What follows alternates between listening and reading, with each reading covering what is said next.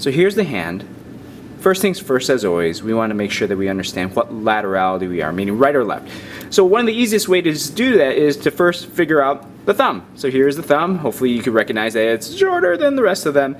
And the other thing is then we got to figure out, of course, if the thumb could go here, this is a right, and then if it's this way, it's the left. But the key is to look down here and to look for this little hook. Do you guys see this little hooky dealio? And that's, you're like, oh, that's a hook. That's exactly what it is. This is called the hook of the hamate.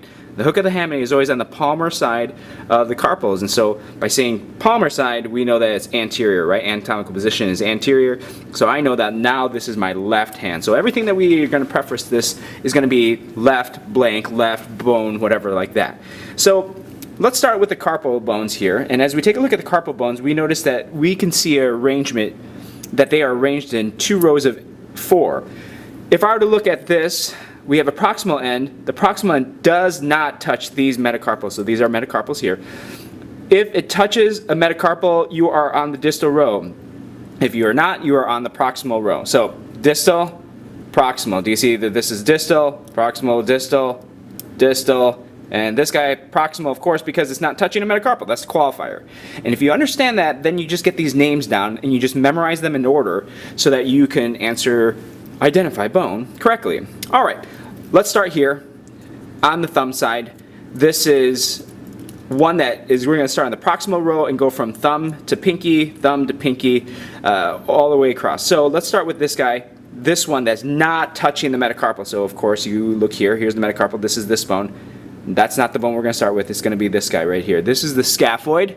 We're going to go scaphoid, lunate, tricutril, pisiform. All right, the pisiform kind of always hangs off. You can actually feel it right about here.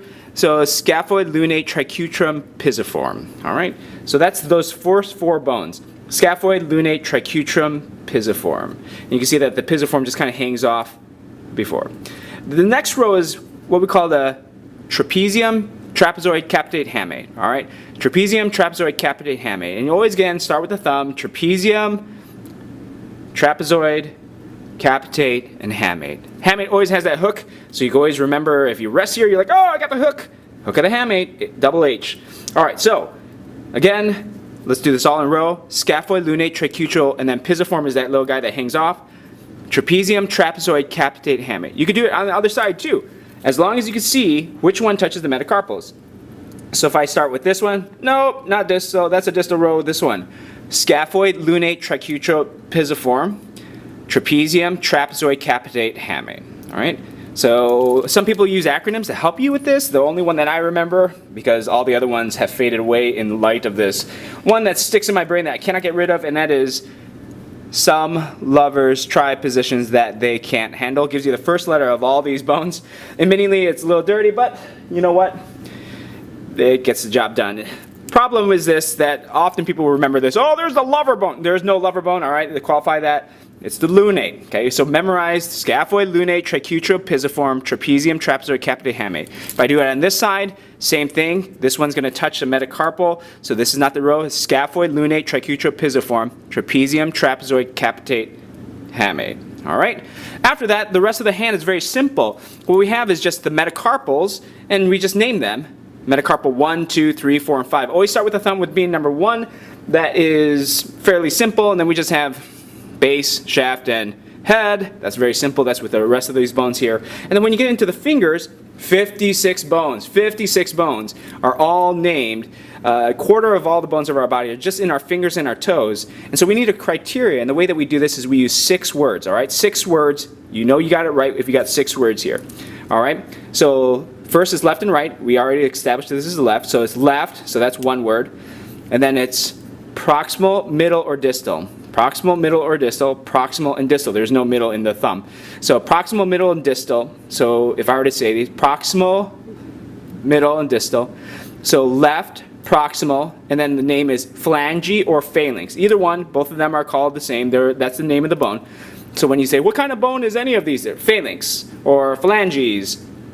So left, proximal, phalanx, and then you have to number them of and you typically say of the metacarpal 1, 2, 3, 4, or 5.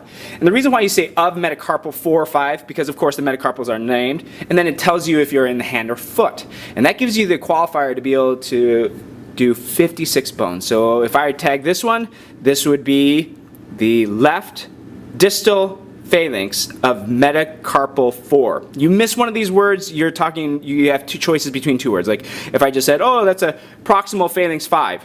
Proximal phalanx 5, are you talking hand or foot? Are you talking left and right? You have 4 different bones you're talking, so you need 6 words.